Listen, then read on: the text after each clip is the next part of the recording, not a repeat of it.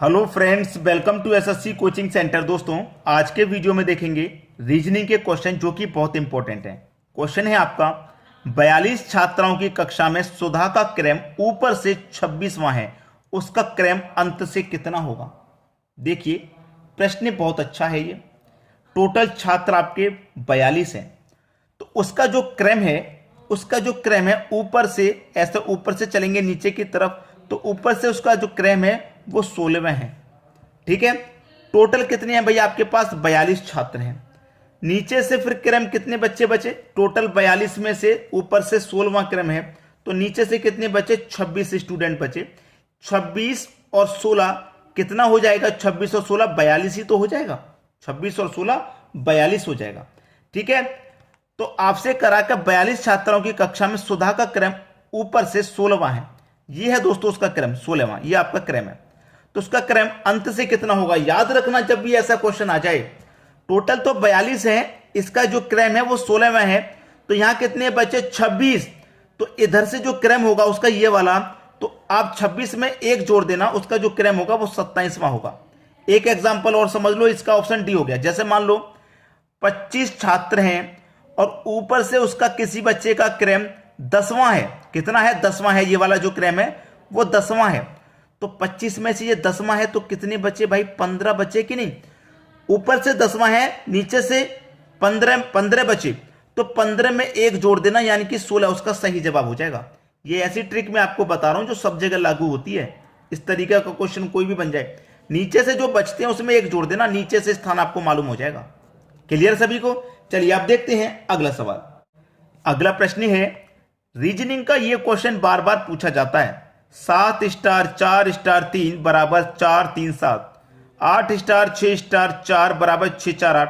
यानी कि अगर आप ध्यान से देखेंगे 7 4 3 7 4 3 वही सेम संख्या है। जो फर्स्ट वाली है उसे लास्ट में लिख दिया, ठीक है, जो सेकंड वाली है उसे पहले ही लिख दिया, और जो थर्ड वाली है उसको बीच में लिखा गया। आगे भी मैं देखूंगा, फर्स्ट वाली देखो लास्ट है, यहां भी फर्स्ट वाली लास्ट है, सेकंड वाली पहले, यहां भी देखो सेकंड वाली पहले, और थर्ड वाली बीच में, यहां भी देखो थर्ड वाली बीच में। तो इसको बनाना मुश्किल है क्या? कोई मुश्किल नहीं है। फर्स्ट वाली को क्या करेंगे? लास्ट में लिख देंगे, यानी कि 4 लास्ट में आ जाएगा। सेकंड वाली पहले आएगी, तो सेकंड वाली को मैं पहले लिख दूंगा, यानी कि 3 बीच में पहले आ जाएगा। और थर्ड वाली को बीच में, तो थर्ड वाली को मैं बीच में लिख दूंगा डायरेक्ट 6, यानी कि 364 बी ऑप्शन आपका सही जवाब है। पता है, किसी में कोई समस्या हो आपको? क्लियर सभी को क्वेश्चन? चलिए आप देखते हैं अगला सवाल। अगला प्रश्न है, दिए गए विकल्पों से संख्याओं का वह समूह ज्ञात कीजिए जो नीचे दिए गए समूह से बिल्कुल भिन्न है।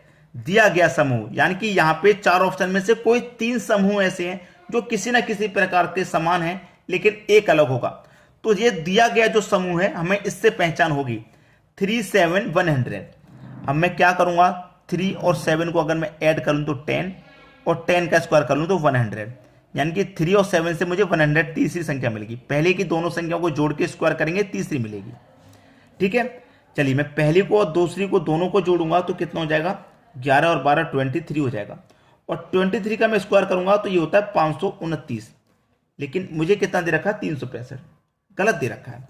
चलिए 13 और 17 को जोड़ूंगा तो 30, और 30 का स्क्वायर 900 होता है, 900 दिया गया है, बिल्कुल ठीक।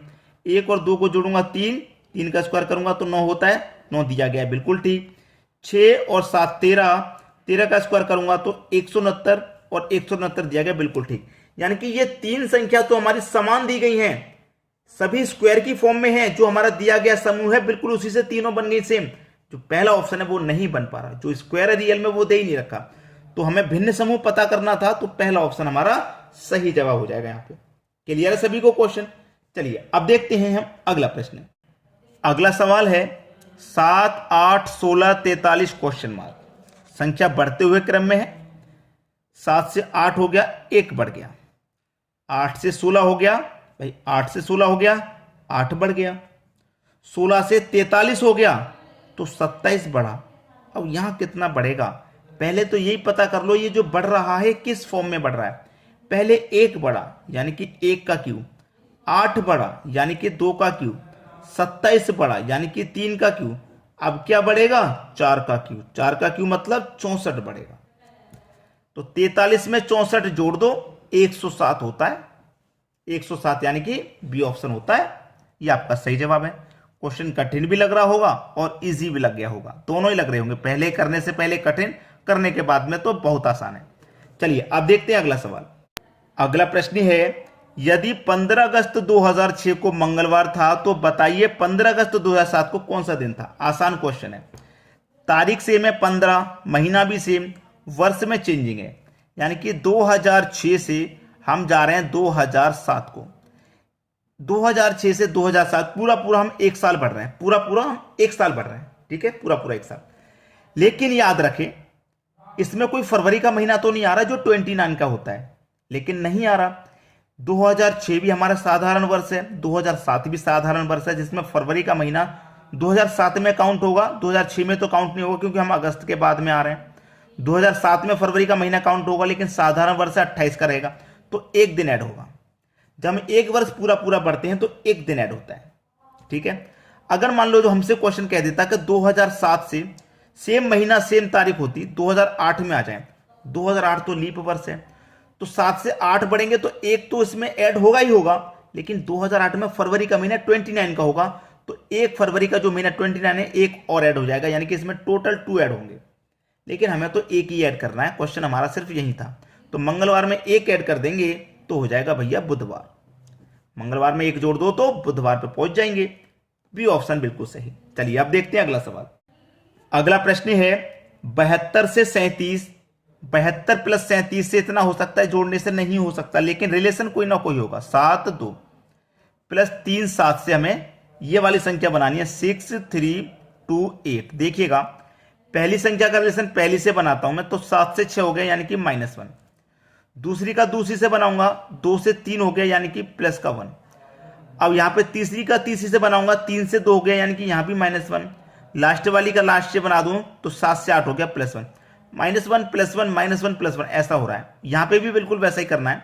क्या है आपके पास 54 + 13 = 4504, ठीक है। चलिए पहली का पहली से 5 से 4 हो गया यानी कि -1, 4 से 5 हो गया +1, 1 से 0 हो गया -1, 3 से 4 हो गया +1। तो सेम पैटर्न है, जो यहां पे लगा वो यहां पे -1 -1 +1 +1 -1 -1 +1 +1, सेम पैटर्न लगा दीजिए। सेम पैटर्न पहले में क्या करना, -1 तो 5 हो जाएगा। दूसरी वाली संख्या +1 करना तो 1 में +1 कर देंगे तो 2 हो जाएगा। तीसरी में क्या करना, -1 तो 5 में से 1 माइनस कर देंगे तो 4 हो जाएगा।